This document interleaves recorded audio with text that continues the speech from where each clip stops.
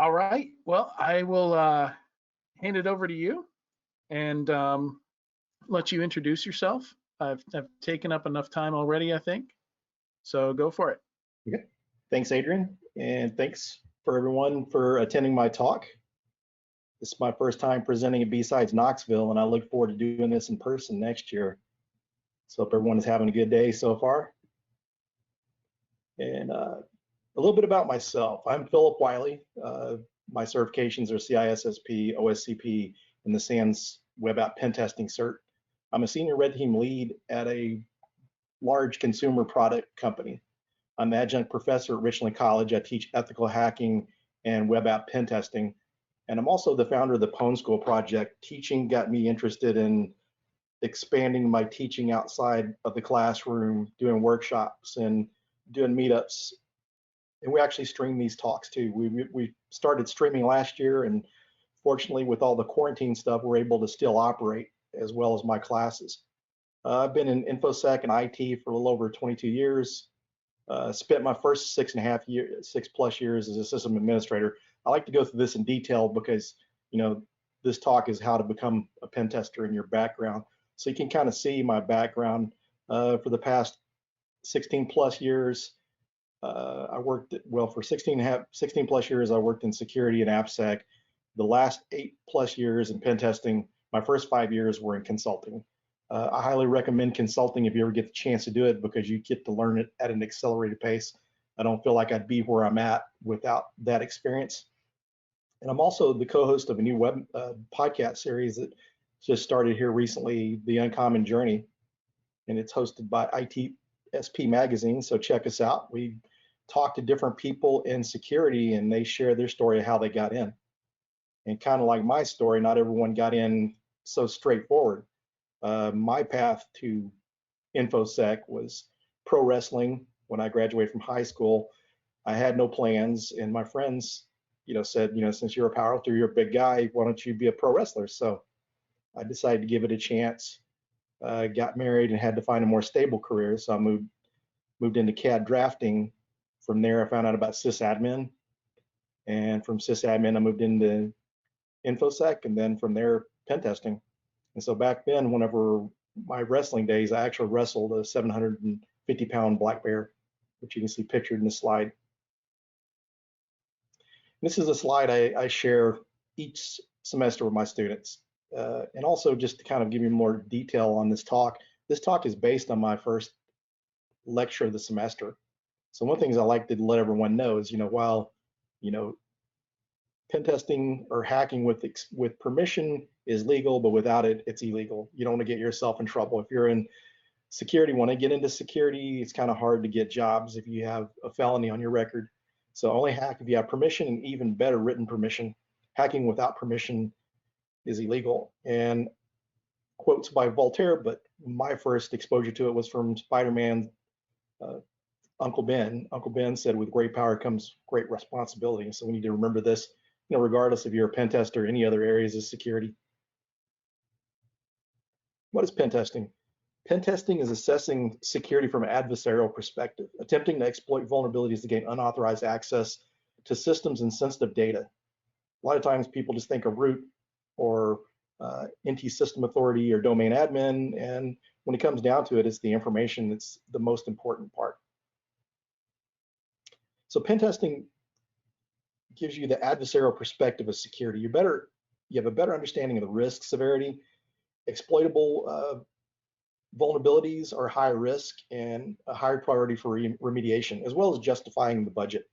Sometimes companies need a little more proof to provide the budget to remediate the vulnerability, and sometimes they just don't. Just doing a vulnerability scan is not enough. So understanding that it's exploitable and there's a risk that gives them more reason to remediate, especially when some vulnerabilities could, it could be very expensive. It may not be something like a simple HTTP header change on a web server. It could be implementing some new firewalls or new endpoint protection or something. So this information collected during a pen test will give them better ammunition to go get justification for budgeting to remediate.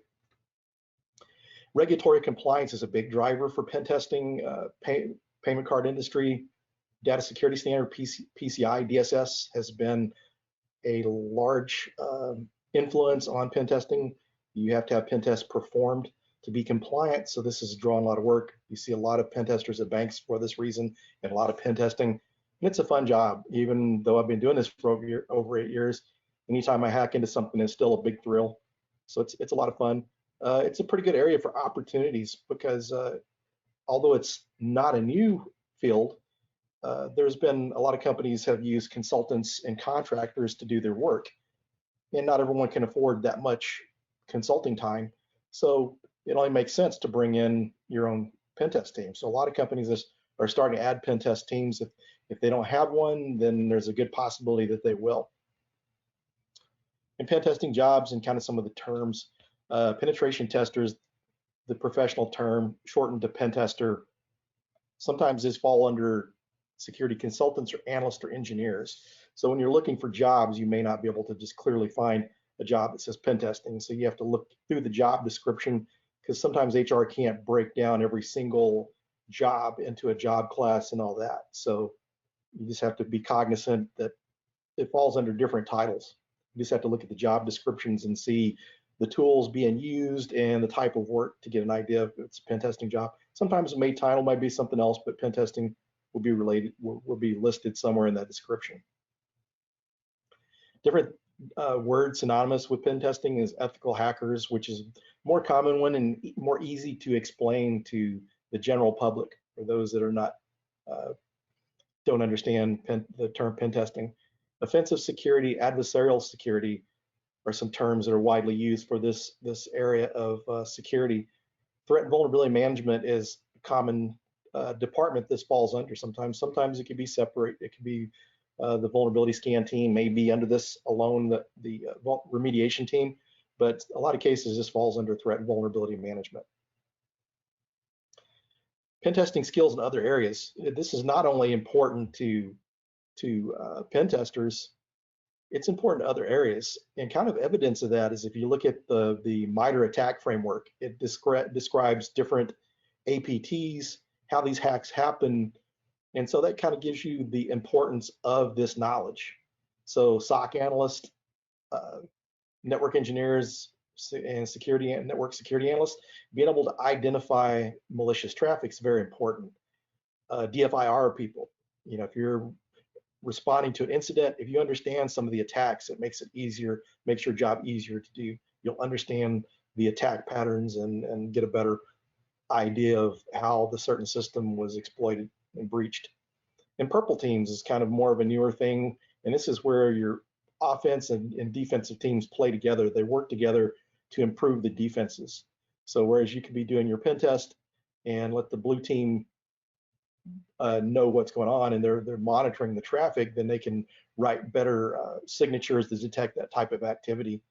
And this is also a way to see how they're responding, as well as like red team engagements, be able to test the response and help improve those areas. And application security, this is an area where these skills are very handy. Understanding those attacks are very important. Understanding the OWASP top 10. And application security was where I got my interest in pen testing. I ran web app vulnerability scans, had no idea about hacking, but from that I learned about the OWASP top 10 and the field of pen testing. This was back in like 2005, so it was a lot less common back then. So I found out about pen testing, and that's what drove me to eventually want to become a pen tester. And when you're doing a pen test, there's different types of targets you're going to be testing. Most commonly, you'll see networks, and this could be internal facing, external, and wireless networks. Applications are very popular too: web app, thick client, mobile, and cloud. And then hardware, and this could be your network hardware. This could be IoT. This could be medical devices, because your medical devices need to be secure. If someone's able to breach an insulin pump or something, then they could cause harm to someone, even cause death. So that's reasons for these areas to be tested. Transportation. So with your autonomous vehicles, these self-driving vehicles, you need to make sure they're secure because they could be weaponized. They're just, you know, you don't want any kind of security vulnerability exploit and cause harm to someone. So these have become very important areas. And then when you get these last two are kind of somewhat combined at times. You get the people aspect, you're pen testing people. So through social engineering and buildings, through trying to access the buildings by cloning cards, picking locks, or just, tailgating and those type of things. So these are, you can have a very secure network, but if your people are not secure, your building's not secure, then that makes it easier for an attacker to get into your building and access these assets. And types of pen tests that target knowledge. And so these are the different knowledge that you have on the targets.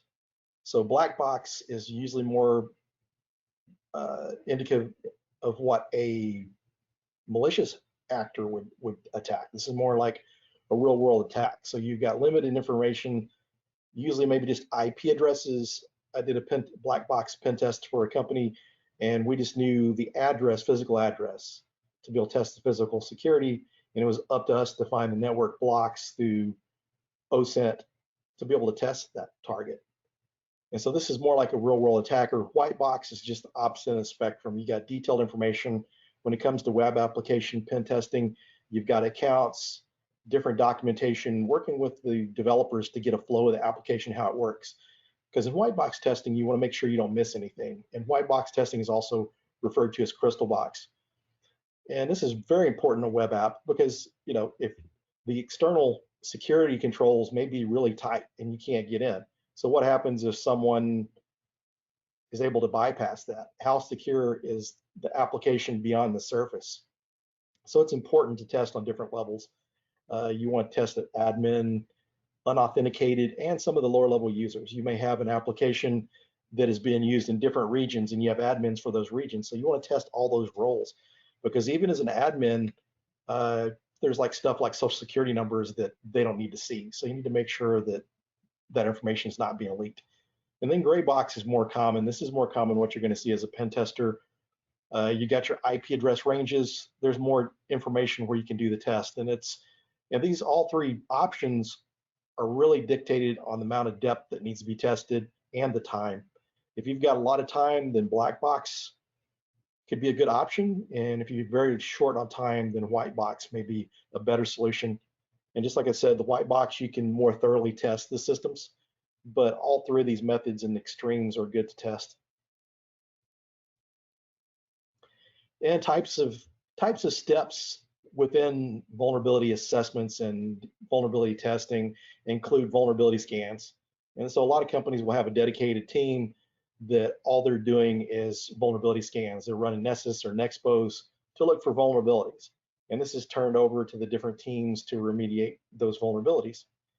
And then the next step above that is vulnerability assessment. And these first two options, they're not pen tests.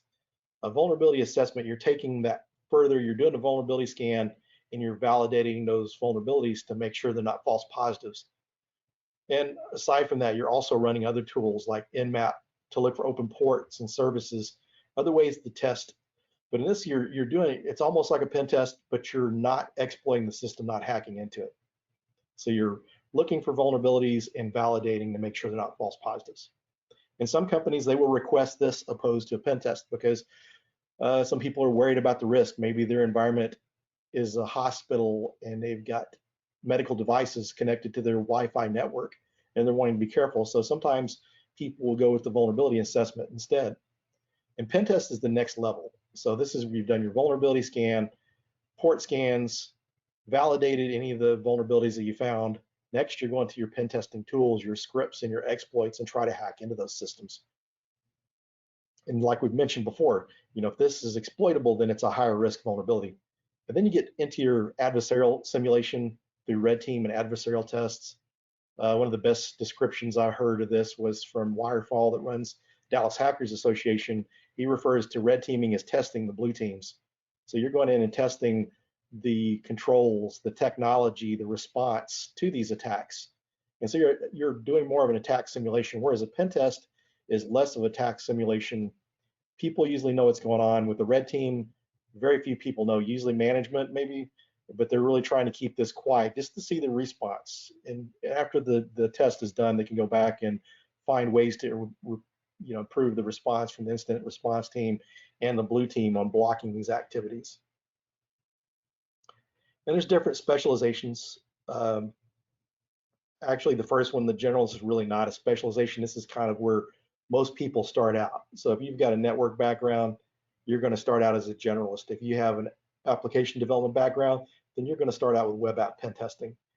But the generalist, you need to understand networking, Wi-Fi, and light web app, because during your test, sometimes the only vulnerabilities you may find are through web applications. There's some applications for managing IT functions or different technologies that have web front ends. So it's good to be able to know this even as a generalist. And then your application, this covers web app, mobile, thick client, and cloud. And then social engineering. Social engineering and physical go hand in hand. So you're trying to hack people and buildings, as we mentioned before. And the transportation, some people specialize in this. And I've seen people that work in automotive industry that have gone over from being someone that works on the computer systems to troubleshooting those to moving over to vehicle pen testing. And then red teaming and with your adversarial simulation. And sometimes there's a lot more. You get some of the social engineering and physical that go hand in hand with red teaming.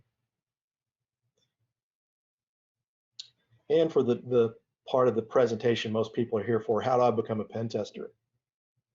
So, you have to have this base knowledge. You need to understand the technology. You need to understand networking, operating systems, especially Windows, Linux, and Unix. Your enterprise networks are going to be mostly Windows, but then your web is going to be mostly Linux. And so you need to understand these at a sysadmin level. So if you get a shell to a system that you've managed to hack into, if you don't understand the command line, then it's going to slow you down. So you really need to understand that technology, understand security, applications, and hardware. And these are important items because you have to understand the technology before you can secure it or before you can hack into it. And a way to gain, so once you get that technology knowledge, then you need to learn how to hack. And this was where I was at when I moved from AppSec to pen testing.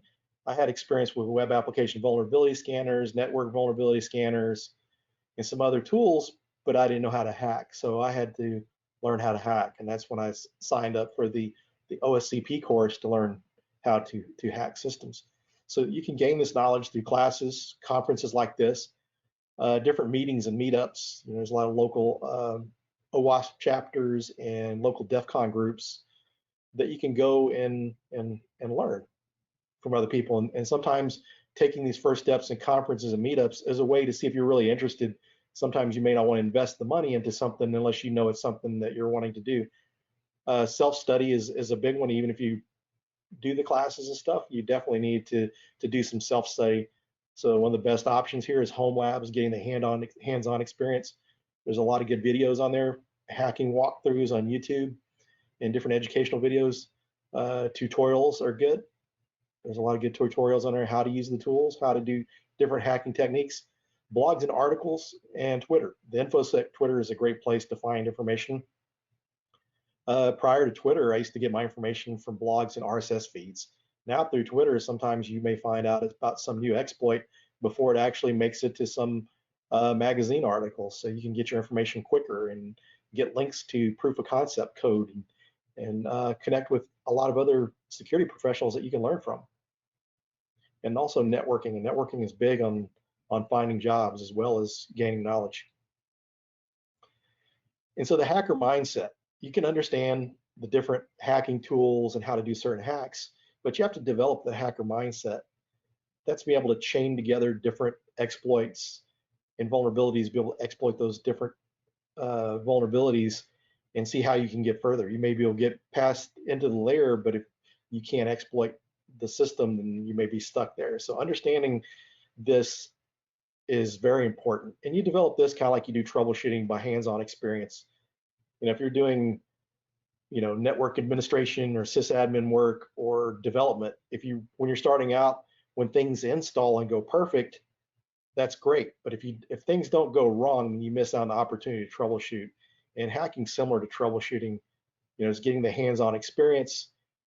And pen testing is one of the areas in security that is a combination of creativity and analytical thinking. So you have to be creative, and this is how it helps you develop the hacker mindset. And the hacker mindset takes repetition to develop, and is best developed with hands-on learning through like labs. And the formula for becoming a pen tester is, as we discovered, you have to understand the technology, the security of that target, as well as have the hacker mindset. And once you have all these, then you're on your way to becoming a pen tester, having what it takes. And be patient with yourself while you're learning. For me, this wasn't a real easy topic to learn. So give yourself patience, take time while you're doing this. Take time to really understand what you're doing. If you don't take the time to understand it, then there's a good chance you're going back and having to relearn it all over again. And developing a plan. So you kind of do a gap analysis. So you need to fill in the gaps that you're missing. If you're just getting started out, then the basics like operating systems, hardware, networking, web development, some kind of development, that's a good background to get. IT experience, if you're working in IT and you don't have Linux experience or security, learn that. So learn those items, those basics. In InfoSec experience, you may work in some area that compliance or something missing some of these areas. So go back and fill in these areas that you're missing. The better you learn something, the better pen tester you're going to be. The less Googling and research you have to do while you're doing a pen test, the better. And it's going to take some of that at first, but as you get into it and learn certain exploits, then you'll kind of know, once you see this certain vulnerability, hey, I can use this exploit and build on that. So participating in pen testing, hacking and CTFs, bug bounties, and building a lab are really good ways to get experience filling in these gaps. And for everyone, no matter what level you're at, build a lab. I even have a lab at home, so if you're wanting to learn some new hacking techniques, even if you're in the field as a pen tester, then sometimes you want to test it in a lab environment, so to make sure it's not going to have any negative impact on the network or the systems you're testing. And that's a good way to test your proof of concepts prior to using it, because sometimes exploits are, you use it once and you can't use it again because sometimes it messes up like a TCP/IP port or a service and you're not able to run it again. So having that lab to test your proof of concepts is a good idea. And your lab setup. So there's different options out there for you, and based on your budget and your time you have to spend in it, these kind of start out with the least time needed to set up and troubleshoot, to the most time needed to set up and troubleshoot, and the most money. So your minimalist lab, this is what I recommend starting out, is you take your desktop or your laptop and you install some VMs on it. You install your attack platform, and then you install some vulnerable VMs. And your attack platform can actually be your host OS as well. And then you get in your dedicated labs. This is where you're starting to have separate systems. You can have like a separate computer that's working as a server with different VMs on it, different vulnerable VMs. And then you can get in more advanced labs where you got your routers and switches and your computers and servers that you're actually attacking. But one thing to keep in mind with this, if you're really in a crunch to try to learn something, the more complex you get, you can spend more time troubleshooting your lab. Early in my career, I did web development, or actually web design on the side. I built websites and I hosted them at home on a Linux server that I had at home. And so the problem I'd run in from time to time is, if I had a failed hard drive, then I was troubleshooting, trying to fix issues. If I was having problems with the web server, I was troubleshooting and fixing issues. So I ended up going to using web hosting companies so I could spend more time on the part I was making money off of. So keep that in mind. You can spend more time troubleshooting, and this is good too if you're trying to learn networking, but just have to balance your priorities at the time. If you really need to learn this, then you may stick with more of the minimalist lab. An advantage to the minimalist lab, and you can have a combination of these. If you've got a laptop with vulnerable VMs, if you're home studying, sometimes you get bored and burn out. Sometimes a change of scenery, going to a coffee shop when they open back up, and go to the park or somewhere else and just test. If you're traveling for work or something, you can play around with your lab on the plane while you're traveling. So the minimalist, the portability is really what I like about that option. And I've kind of got both of those going on at home. I got kind of a dedicated lab and the minimalist thing going on. And then you have to have your attack platform. This is the operating system that you're going to use to perform your attacks with. Kali Linux is a popular one. Parrot OS is a pretty good option as well. Kali I like, it's been around longer. It was developed by pen testers for pen testers. They're also the creators of the OSCP certification. So there's a lot of good experience going behind that. And I feel like, it's a brand that's going to be around for a while. So they'll keep supporting that. And they keep making improvements on the operating system. Some of the recent changes to the operating system where you're not logging in as root makes it a little more secure. So it can actually be used as a daily driver. In the past, it would be something you have to be careful if you use as your daily driver, or do a little more lockdown on your security to make sure you're not going to get your attack machine breached. And another option too is Ubuntu. You can use the Pentester framework script by TrustedSec, and it's a script that will sit there and install all these different pen testing tools. They're like in Kali. So this is a good option too if you want to just install on Ubuntu. And another option is have a Windows 10 VM or operating system and install the FireEye Commando VM scripts. This installs all the Windows-based hacking tools, and sometimes you need a Windows VM to better attack Active Directory or some Windows devices. So having those admin tools can be very helpful. And kind of for me, I always have like a Windows VM as well as a Kali VM to test. So it's good to have more than one option.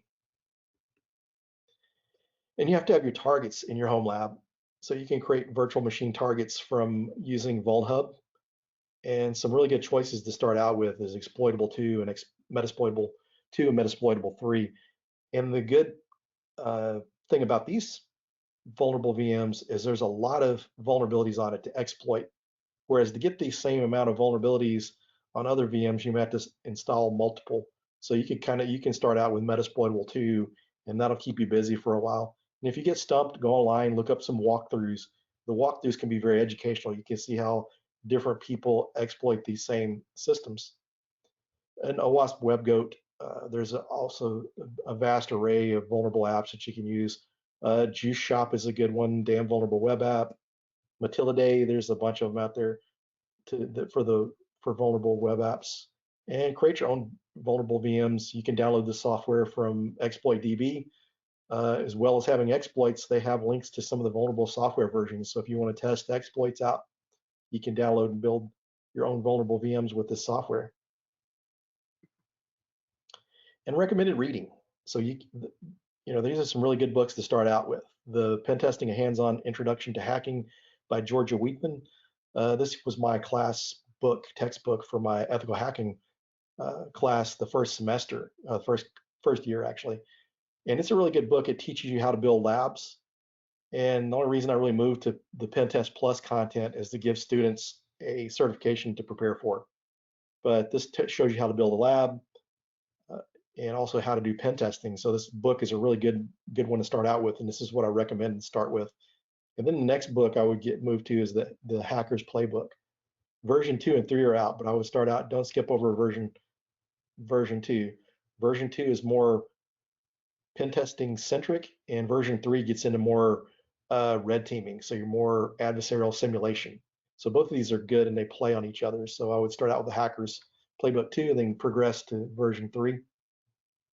And for web app pen testing, one of the best books out there is the Web Application Hacker's Handbook, Discovering and Exploiting Flaws. Make sure to get version 2 of that. There's 2 versions out, and version 2 is the latest version. I use this for my web application pen testing class. It's a really good book to learn from, and the creators of this, one of the creators is actually one of the writers of Burp Suite, which is one of the most common and popular web application pen testing tools. And then you have the Red Team Field Manual. This is just a good reference to have. Very thin, lightweight, easy book to carry around. It's got a lot of different syntax for Windows, Unix, Linux, Nmap, some of the different pen testing tools. So it's a really quick reference, and sometimes you're testing a network and you may not have access to the internet, and so having this book can be handy. And here's a list of learning resources. And the first group of resources. You can kind of see at the top, there's a kind of a gap there. Uh, these first ones are not free resources. They go from most expensive down to least expensive. SANS is really good content, but not everyone has employers that can pay $7,000 for training and then travel if travel is required for the training. It's really good content. It's written by some of the industry bests, and a lot of them work in consulting. They're really sharp minds. You have people like Tim Medine teaching there that created curb roasting. So it's a really good resource. And if your company will pay for it, I recommend taking. I've been through their web app pen testing course, their advanced pen testing and exploit development class, the GXPN, as well as I went through a hosted ICS pen testing course there. And they were all really good. They were very helpful courses. And then e-learning security is another opportunity to learn. This is really good priced. Usually the max you're going to pay is about $1,200. There's different levels, and the levels vary on where you have to do all of your learning online, or some of them you can download PDFs, and then the amount of lab time you get in the labs. And it's really good. There's certifications that go along with it, and you have to perform pen tests on the pen testing certs. And then there's also virtual hacking labs, this is fairly inexpensive. I think you can get like a year's worth of lab time for $750. So if you're going the OSCP route, this is a good way to start, because they've got like a course with it, as well as a virtual lab setup that you connect via VPN, like the OSCP labs. But with the difference with this, they have different level boxes, and they're actually listed on their difficulty, and they will give you hints and tips to help exploit that system. As you get into more difficult systems, they give you less help. So they're kind of building you up. You're starting up, and then they take your training wheels off at the end. And so it's up to you to be able to hack into systems without the help. So it's a good way to prep you, and a good way to prepare for the OSCP. And Pentester Lab, this is a really good one for web application pen testing. They take you past the typical, look, here's how you do a pop-up window for cross-site scripting. Some of these actually show you how to get a shell to a system. So it goes really deep into the hacking part of web app pen testing. And then there's Practical Pen Test Labs. This one is like $64 for lifetime access. I think most of the systems are Linux. I'm not sure if there's any Windows systems, but it's a really good place to start. There's a VPN setup that you connect to it via VPN and test that network. And it's $64 for a year's for lifetime access. So that's a really good deal. And then BugCrowd University and HackerOne, these are bug bounty platforms, and they offer some educational content. So these are good areas there for video. HackerOne 101 through HackerOne actually has like a CTF. So you go through the CTF learning. So these bug bounty companies put out a lot of great content on web app pen testing. And then the SANS blog, they've got a lot of cheat sheets on there on how to use Nmap, Metasploit, different pen testing and hacking tools. And then there's hackingtutorials.org. This was created by the people that created virtual hacking labs. They have tutorials on Nmap, different vulnerability scanners, Metasploit, and different tools. So this is a good way to learn those tools while you're learning this process. So if you don't have experience with Nmap, then this is a good way to pick up how to use Nmap and some of those different tools. And then cyber.it, I've got it listed in the free category. There is some paid content, but their pen testing and advanced pen testing courses on there are free. And actually, I use the advanced pen testing videos in my class when I was using Georgia's book, because the content was written by Georgia Weidman, and it mirrors fairly close to the book. If you're going through the book, I would go through both of these, because you'll pick up some stuff from both that you may not get. And there's video on how to do this. So if you're a visual learner, this is a good resource to add to that. And the Web Application Security Academy from Portswigger. This is kind of an extension of the Web Application Hackers Handbook. Instead of updating the book, they went ahead and decided to put learning content online for free, as well as the labs. So you go through here, and it's gotten pretty thick. I use these labs in my class, and it's gotten where now this takes you from kind of more entry-level stuff up to very advanced. So this is one of those type of resources that will last you for a while.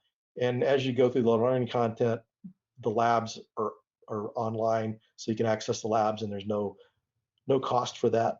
The labs can be used mostly with the community edition of Burp Suite, but from my understanding, there are some of the labs that require the pro version. And then OWASP.org. This is a great site because you got the OWASP testing guide and the OWASP top 10. If you're getting into web app pen testing, then this is a real good place to learn. You can go to that site and learn a lot, learn pretty much mostly what you need to learn, as well as there's a list of vulnerable apps on there, some that you can download that are vulnerable VMs, and some links to some online apps that are hosted up in the cloud, so you can use that. That's really good. And then you have Hack the Box. This is a really good place to practice your hacking. Some of the stuff is more kind of CTF oriented, but there's a good chart out there by TJ Null on how to prepare for the OSCP using boxes that are very similar to the OSCP labs.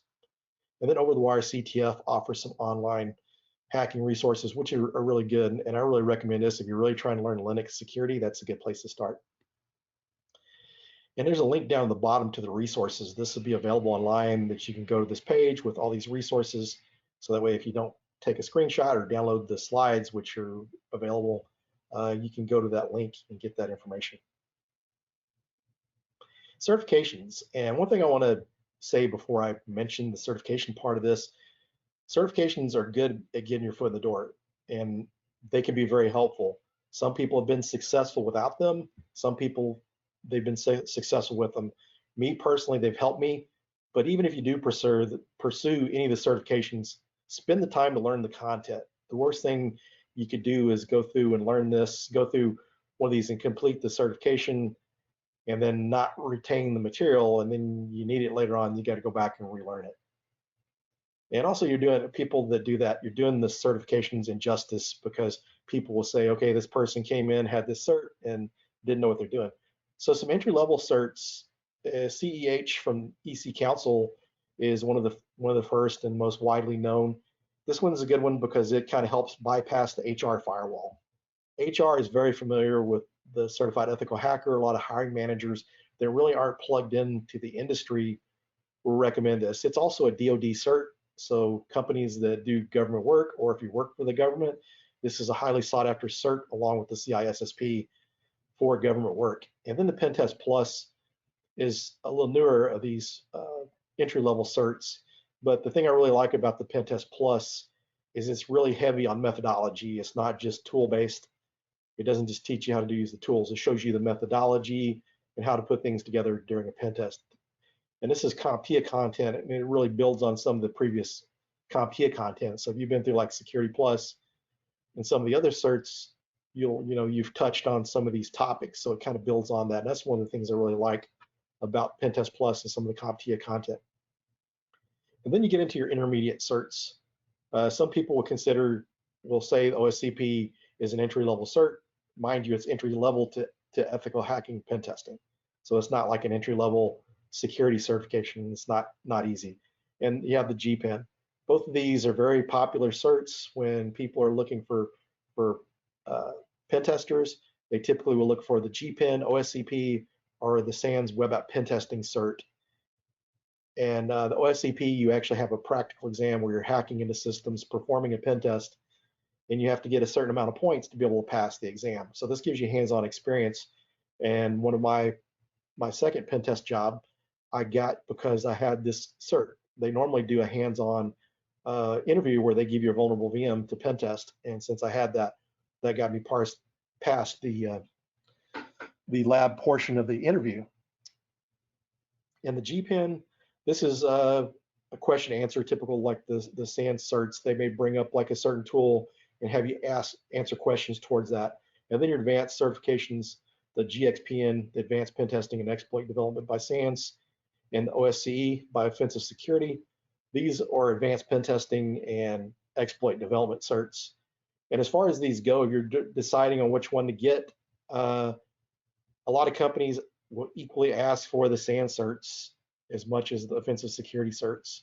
My recommendation would be, what helped me the most was the OSCP, because I actually learned how to hack through that. So you actually have to prove that these methods you learned are working. And some job tips.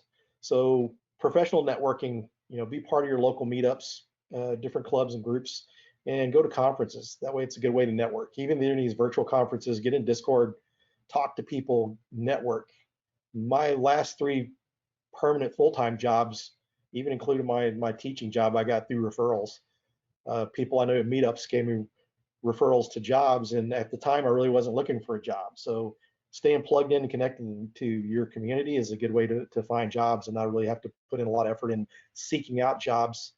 And then LinkedIn is good. That's your virtual resume. Make sure you have that populated, keep it professional, and make sure you update it regularly when you learn things. Make sure it's on there so recruiters will find you. So most of the recruiters I hear from are directly through LinkedIn, if not through referrals. And interview tips: prepare for the interviews. Know the OWASP top 10. No matter what kind of pen test job you're applying for, you're always going to get asked some interview question about the OWASP top 10. Cross-site scripting, the different types, how to remediate, SQL injection. So you get asked a lot of those. And then some of the basic stuff. When you're interviewing for upper level management, they've been away from it for a while. They may ask you questions about three-way TCP handshake and the OSI model. So kind of understand those. And anything you put in your resume or LinkedIn, make sure it's stuff you've done if you know you have a working knowledge of it, because when you write your resume, you're basically giving the interviewer an outline of what questions to ask you. So if you have something you really don't know that well, you could get asked questions on it. So keep that in mind. And if you don't know it, don't put it on your resume. And here's my contact information. How I got into teaching was through just mentoring and helping people that were interested in getting into pen testing. And so here's my contact information. I'm pretty responsive and happy to help people out. I've helped a lot of people get started. My website is thehackermaker.com. I usually post information on my upcoming classes at Richland College. And I run the Pwn School project. So we live stream our meetings, and there's recorded content on there, as well as a link to our Slack channel. And also check out the podcast, The Uncommon Journey, on ITSP Magazine. It's available on other platforms, but check those out. And that concludes my presentation. If anyone has any questions, I'd be happy to take those now.